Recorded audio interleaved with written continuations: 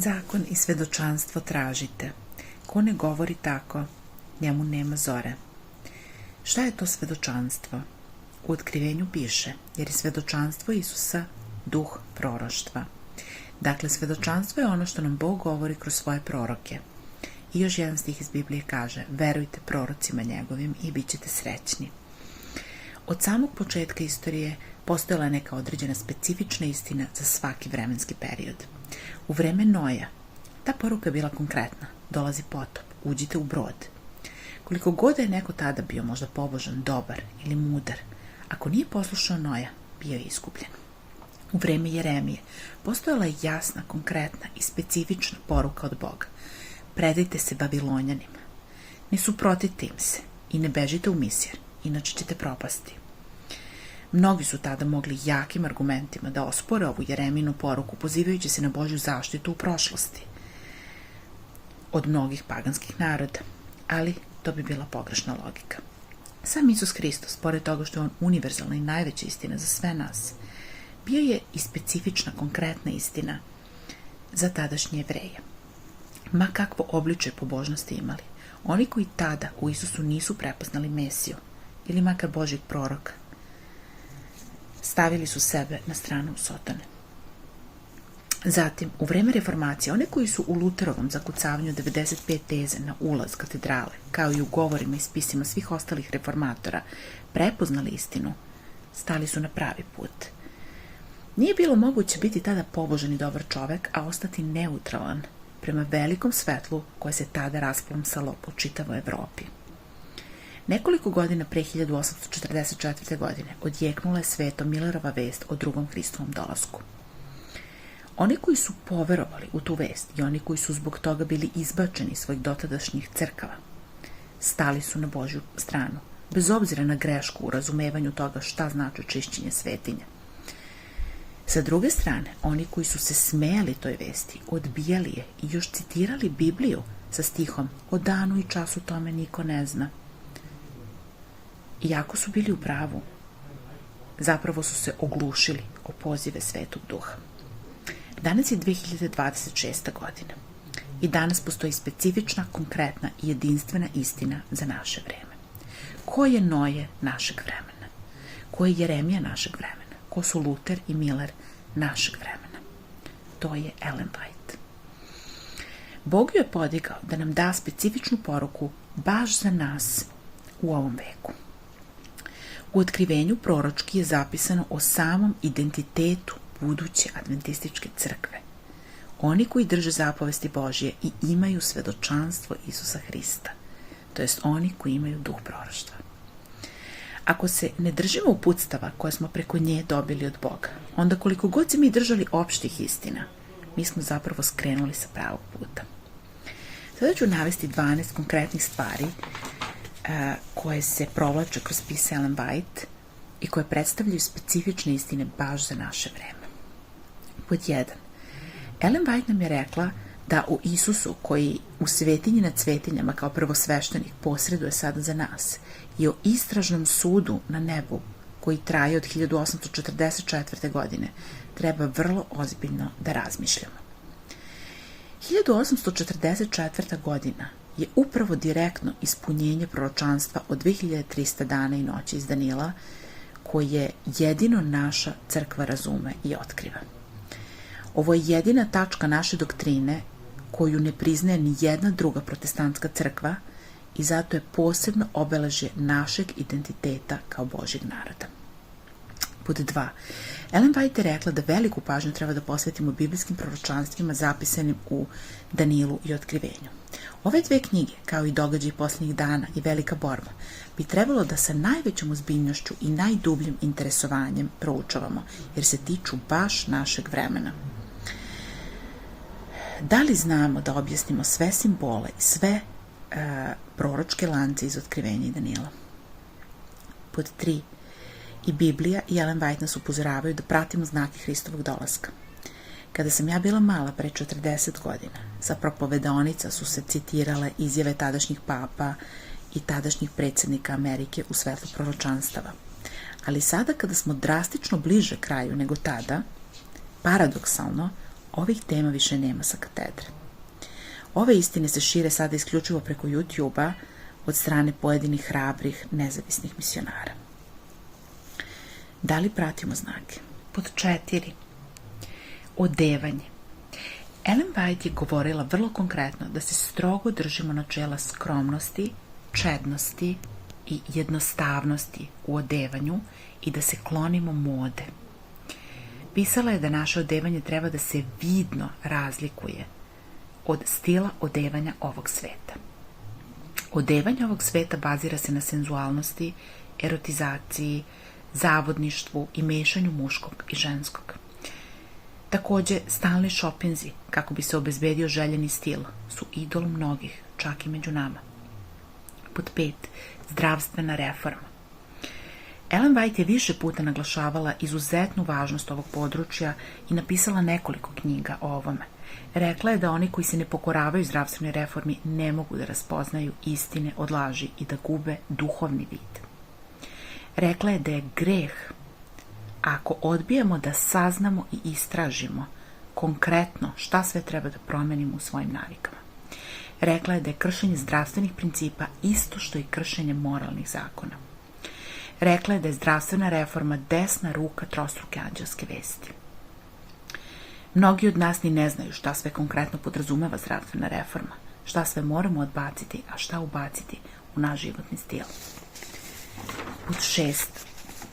Upotreba novca. Ellen White nas poziva da stražimo nad svakim evrom, znajući da novac nije naš, već Božji. Poziva nas da se odričemo svih nepotrebnih troškova kako bi ulagali u širenje evanđelja mimo onoga što već dajemo u crkvu. Jedna njena izjava je ova: greh je kupovati ono što nam nije neophodno. Svaki evro koji uložimo u nešto nepotrebno je zapravo oduzet od spasenja neke duše u ovom svetu. Pod 7. Vaspitanje i obrazovanje dece. Ellen White je 2 velike knjige posvetila ovoj temi. Rekla je, na primjer, da malu decu ne dajemo u državne škole, već da ih školujemo ili od kuće ili u adventističkim školama. Meni je ovo njeno uputstvo delovalo totalno nerealno, nemoguće i nedostižno, ali sam se molila i postila da Bog otvori vrata za neku od ove 2 opcije. Doživjela sam neverovatno Božje čudo po ovom pitanju. Kasnije, lično sam svojim očima u školskim udžbenicima videla kakve se sve satanističke agende promovišu vrlo obimno kroz nastavni plan i program, a i kako toksičan uticaj na našu decu vrše njihovi vršnjaci u razredu koji nisu hrišćanski vaspitani. Ellen White također naglašava na mnogo mesta koliko je važno da stražimo nad našom decom, nad njihovim ponašanjem i njihovim rečima. Da ih konkretno i precizno tokom celog dana, kroz sve situacije podučavamo šta je dobro, a šta zlo, da se sa njima molimo, da im objašnjavamo Bibliju, da ih obučavamo kućnim poslovima, da stavimo naše zarađivanje para po strani, da bismo mogli da se posvetimo vaspitavanju dece. Da je to naš najsvetiji i najvažniji posao. Opet kažem, jako deluje da je ovo nezamislivo u današnje vreme. Ako počnemo da se molimo Bogu da nam otvori vrata, da ga poslušamo u ovome, Bog će to učiniti i čudit ćemo se koliko je Bogu sve moguće. Pod 8. Ellen White je pisala koliko treba da pazimo čime hranimo naš um i da treba da se klonimo bajki, romana, fantazija, nezdrave mašte, pozorišnih predstava, igranki, balova, novinskih vesti sa izveštajima o nemoralu i zločinima. Šta bi tek onda ona rekla za današnje medije? Šta bi rekla za praćenje utakmica, scrollovanje po društvenim mrežama? Šta bi tek rekla za današnje filmove i serije pune okultizma, nemorala i agresije?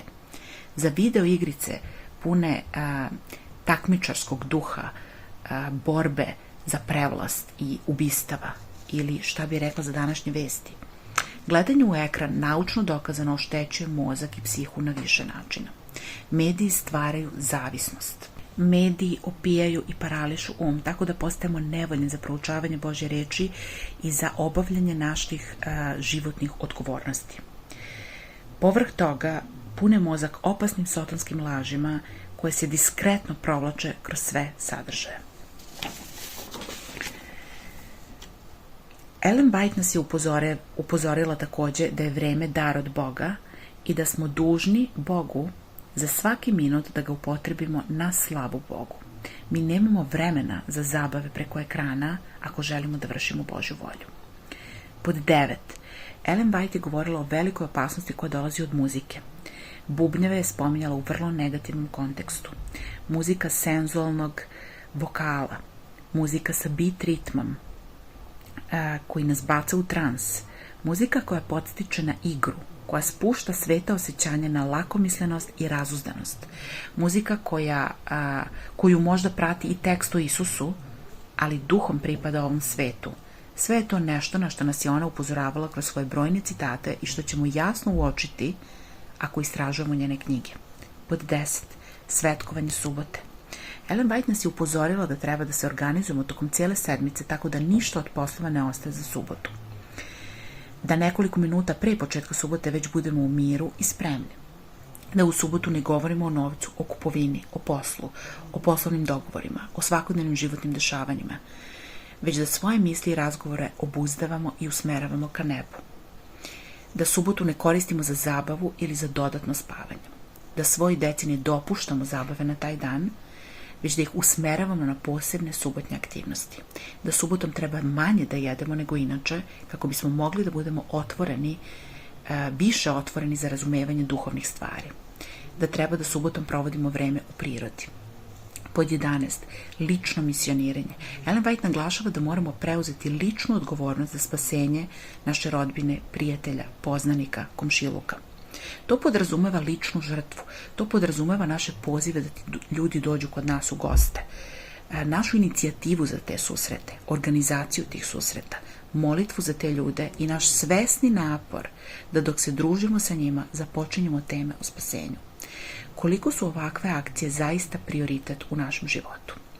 Pod 12. Izlazak iz gradova.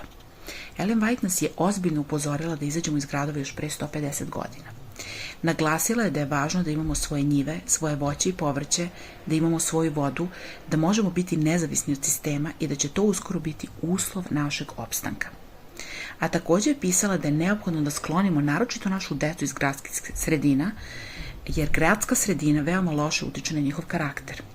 Ako se budemo ozbiljno molili i postili da nam Bog otvori vrata da izađemo iz gradova i ako budemo aktivno tražili načine kako da nabavimo njivu, budite sigurni da će Bog moćno delovati i da će nam otvoriti vrata za koje nismo ni slutili da postoje. Ovo je moje lično iskustvo. Inače, Bog čeka našu volju i spremnost kako bi onda mogao da nam obezbedi ono što nam se činilo da je nemoguće i nerealno. Bog nam je jasno poručio preko Ellen White da je žig zveri nedeljni zakon, koji uskoro treba da dođe na ovaj svet. Ako njene reči nismo inače u svom svakodnevnom životu uzimali za ozbiljno, dok je još sve mirno oko nas i dok to ne zahteva našu žrtvu, zašto mislimo da ćemo biti spremni da se u ključnom trenutku odreknemo svega što imamo samo zbog njenih izjava o tome šta je žig zveri? To je matematički i logički nemoguće. Ako u jednoj činiji nema ni 5 jabuka, onda je nemoguće da ih ima 20. Ako ne možemo da pređemo ni 10 km, nemoguće da pređemo 40 km. Svakodnevna poslušnost u onome što nam je Bog rekao preko svojih proroka je jedini način da ostanemo poslušni Bogu i kada dođe finalni, najteži ispit. Zakon i svedočanstvo tražite. Ko ne govori tako, njemu nema zore. Jer je svedočanstvo Isusa Hrista duh proroštva. Verujte prorocima njegovim i bit ćete srećni. Amin.